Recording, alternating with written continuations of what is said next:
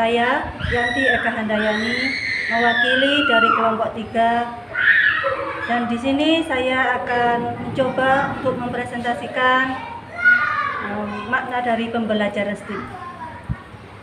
Apakah STEAM itu? STEAM mempunyai 4 konsep dasar, yaitu sains, teknologi, engineering, art, dan matematik. STEAM adalah sebuah pendekatan pembelajaran terpadu yang mendorong siswa untuk berpikir lebih luas suatu masalah dalam dunia nyata. STEAM juga mendukung pengalaman belajar yang berarti dan pemecahan masalah, dan berpendapat bahwa antara sains dan teknologi dapat diartikan melalui seni dan teknik, termasuk juga komponen matematika.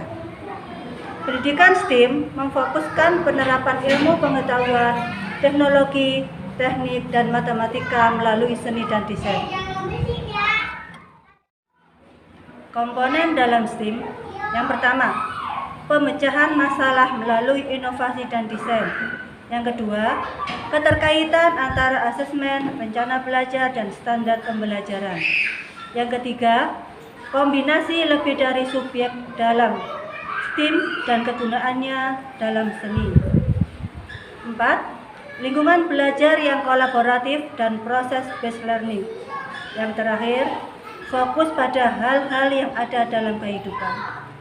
Adapun keuntungan-keuntungan dalam pembelajaran STEAM, yang pertama, membantu menghilangkan penghambat ide-ide. Yang kedua, fokus pada proses yang mengarah pada inovasi. Yang ketiga, mengajarkan kekuatan dari observasi orang-orang dan lingkungan dalam pembelajaran. Yang keempat, membantu mengasah pada kecerdasan visual parsial dan konsep matematika.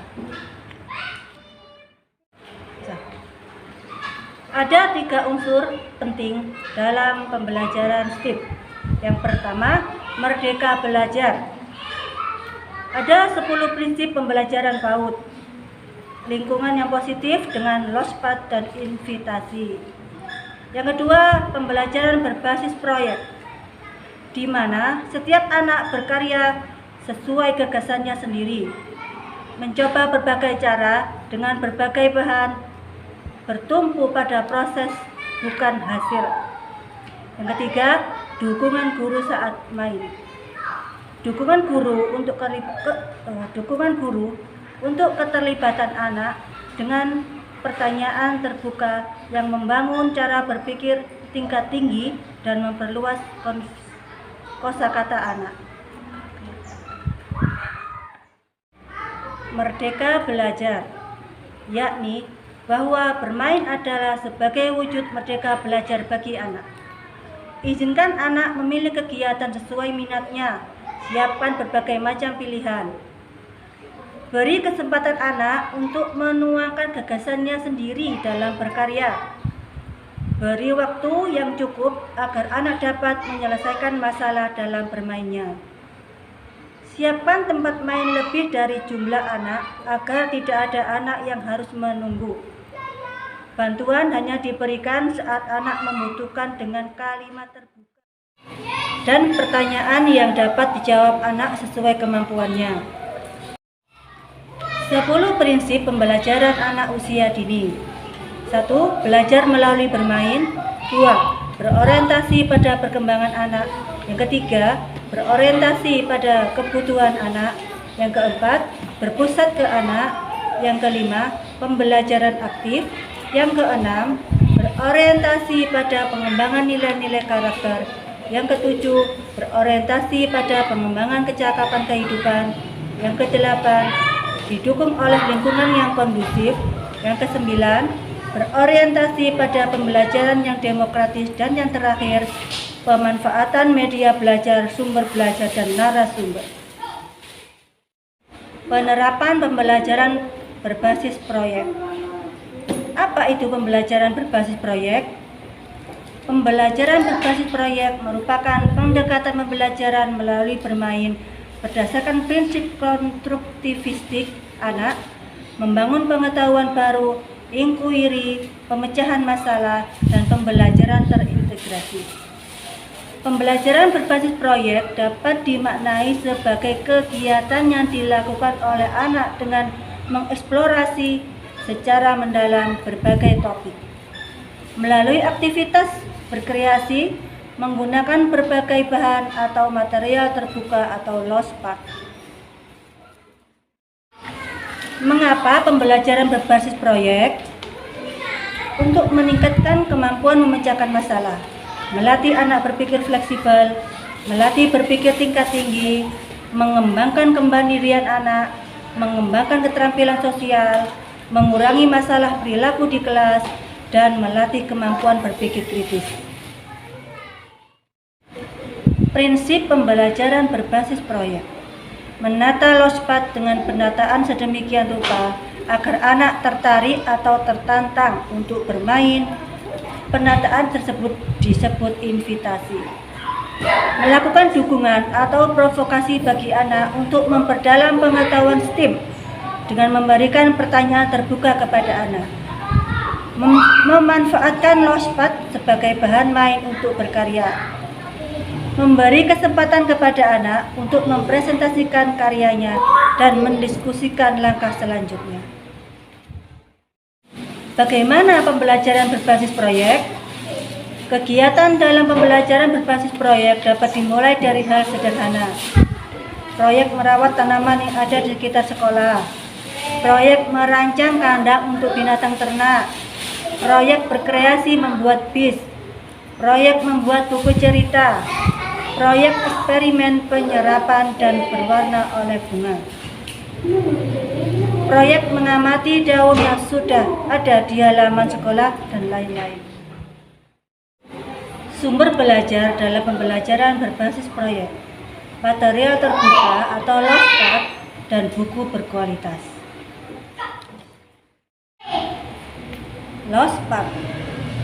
Lossepad adalah bahan lepasan yang dapat dipindahkan, dibawa, digabungkan, didesain ulang, disejajarkan, dibongkar, serta bisa disatukan kembali melalui berbagai cara. Dapat digunakan sendiri atau dikombinasikan dengan bahan lain. Terbuat dari bahan alami atau sintetis. Sangat membantu anak-anak dalam membangun imajinasi dan mengembangkan kreativitas dengan cara mereka sendiri yang unik. Contoh lossepad. Lossepad ada yang dari bahan alam, bahan plastik, logam, kain dan benang, bekas kemasan, kayu dan bambu, dan juga kaca. Contohnya stik, sedotan, batu, puzzle, plastik, bola, roda, geometri, clay, boneka, pasir, air, dan lain sebagainya. Bagaimana menggunakan lossepad dalam pembelajaran? Supaya menarik dan mengundang anak untuk bermain, maka lossepad tersebut perlu ditata, dan penataan ini disebut dengan invitasi. Perlu diingat makna lossepad sebagai bahan lepasan. 1. Tidak menggunakan lem, tidak menggunakan gunting. Bahan tetap terjaga keutuhannya untuk dipergunakan berulang. Tidak membantu anak melakukan dengan tangan kita, tetapi bimbinglah dengan pertanyaan terbuka. Pengertian invitasi atau provokasi atau tantangan. Invitasi merupakan cara sederhana yang dapat dilakukan guru untuk menarik minat anak dengan menyiapkan lossepad menggunakan cara yang baru dan berbeda. Invitasi bisa menjadi cara untuk memperkenalkan tema pembelajaran kepada anak. Invitasi merupakan dorongan untuk anak-anak bereksplorasi, dapat dibuat secara tertulis maupun disampaikan secara lisan. Melalui invitasi, guru bertanya atau mengundang anak untuk memikirkan serta mengeksplorasi suatu konsep, dan invitasi dapat berupa pertanyaan dan ajakan. Prinsip invitasi. Ada center point yang terdiri dari tinggi rendah, daya tarik, kontras, jumlah tempat main. Ada bahan invitasi, bahan pendukung, bahan kontrak, aksesoris, dan buku cerita sesuai tema. Yang terakhir ada tantangan ragam kegiatan, menulis, cipta bentuk, main bangunan, main peran, keagamaan, dan fakta pengetahuan sesuai tema. Demikian yang dapat saya sampaikan. Mohon maaf bila banyak kesalahan dan terima kasih atas perhatiannya. Wassalamualaikum warahmatullahi wabarakatuh.